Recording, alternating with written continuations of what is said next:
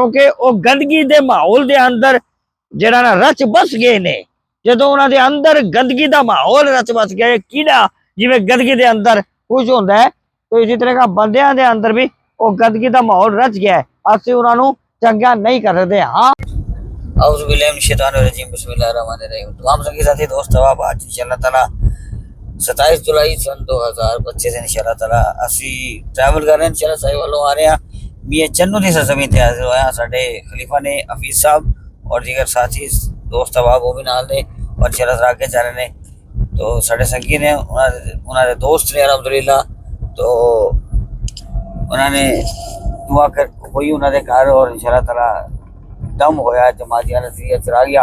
अल्लाह ताला ने करम किया तो जिस मकसद के खातिर होया तो वो जनाब अल्लाह पाक ने पूरा कर दिता। तो इस समय याद इंशाल्लाह ताला घर के अंदर दुआ वास्ते फिर हाजिर होया इंशाल्लाह ताला इस वास्ते कि जनाब दुआ खैर होवे। तो खाना भी इंशाल्लाह ताला उधर इंशाल्लाह ताला इंतजाम किया है। तो वो इंशाल्लाह ताला हूँ हाजिर हो रहे हैं। इंशाल्लाह ताला असीं भी जरूर ज़मीन ते तो इंशाल्लाह ताला जा रहे हैं और इंशाल्लाह ताला संगी साथी आगे ने दोस्त अहबाब और इंशाल्लाह ताला ने सिटी इंशाल्लाह ताला भी चलो हाजिर है। जो पहुँचते हैं इंशाल्लाह ताला तुहानूं विखांदे हैं इंशाल्लाह ताला कि जिवें गलबात होएगी ट्रैवल के अंदर इंशाल्लाह ताला वो करदे हैं।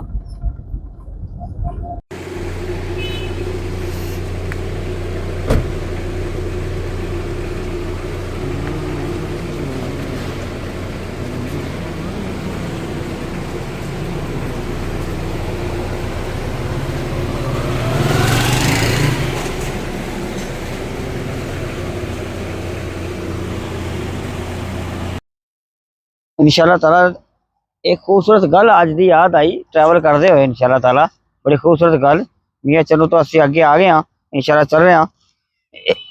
तो इसे एक गल बड़ी याद आई, काम आने वाली गल है, समझिएगा और वीडियो पूरी देखना।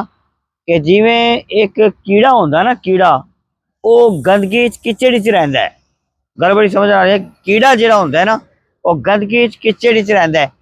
ਉਹਨੂੰ ਅਸੀਂ ਕੀੜੇ ਨੂੰ ਗੰਦਗੀ ਚ ਕਿਚੜ ਤੋਂ ਕੱਢ ਕੇ ਅਗਰ ਉਹਨੂੰ ਅਸੀਂ ਫੁੱਲ ਦੇ ਅੰਦਰ ਲੈ ਆਈਏ, ਇਹ ਫੁੱਲ ਜਿਵੇਂ ਫੁੱਲ ਦੇ ਅੰਦਰ ਲੈ ਆਈਏ ਕੀੜੇ ਨੂੰ, तो फूल के अंदर पाइए है तो वो इस माहौल के अंदर वो कीड़ा अपने आप को खुश नहीं समझेगा और खुश भी नहीं रहेगा। क्योंकि ਉਹਦਾ ਜਿਹੜਾ माहौल सी ना उस गंदगी का ਉਹਨੂੰ वो रास आया होया सी, ਉਹਦੇ अंदर ही खुश सी। तो जनाब वो फिर भी इस फूल तो निकल के फिर जनाब वापस वो जनाब किचड़ च और गंद जिमें ए जरा किचड़ है ना, ए तुसी वेख रहे हो, ए वेखो ए किचड़ है, ए जिमें ए किचड़ है तो किचड़ जड़ा है ना ए गंद जड़ा ना वो वापस चला जाना। ए मिसाल देने की लोड़ क्यों पै गई?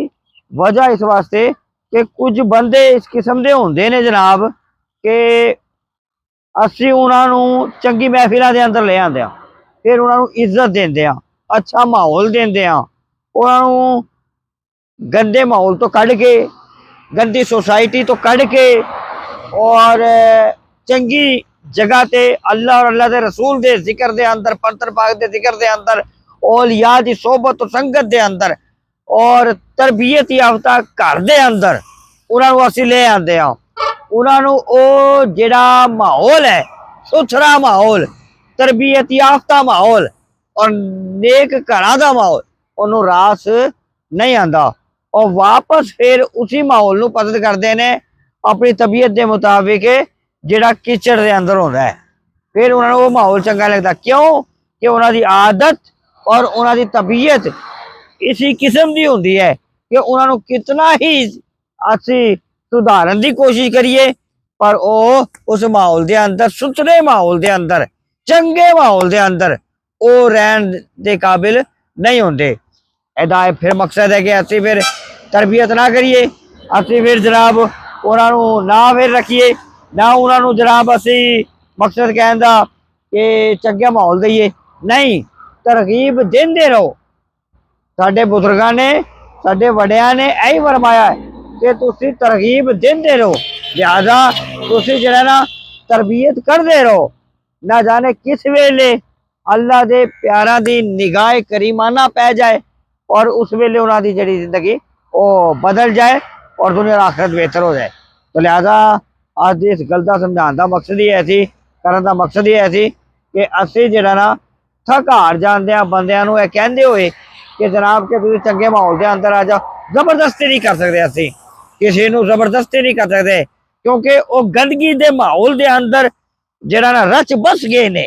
जदों उन्हां दे अंदर गंदगी का माहौल रच बस गया, कीड़ा जिवें गंदगी के अंदर खुश होंदा है, तो इसी तरह का बंदियां दे अंदर भी वो गंदगी का माहौल रच गया है, असी उन्हां नूं चंगा नहीं कर सकते। हाँ यह जरूर है कि जिस वेले जनाब जबरदस्ती नहीं करनी, अल्लाह के वलियां की तरह असी तालीमात देंदे रहिए, इंशाअल्लाह ताला अल्लाह ताला के करम और फजल के नाल जनाब तरगीब और तालीमात देंदे रहो, अल्लाह ताला के तरह के करम और फजल के नाल इंशाअल्लाह ताला ना जाने किस वेले जनाब हिदायत हो जाए और इंशाअल्लाह ताला बंदे जड़े ना वो चंगे बन जान।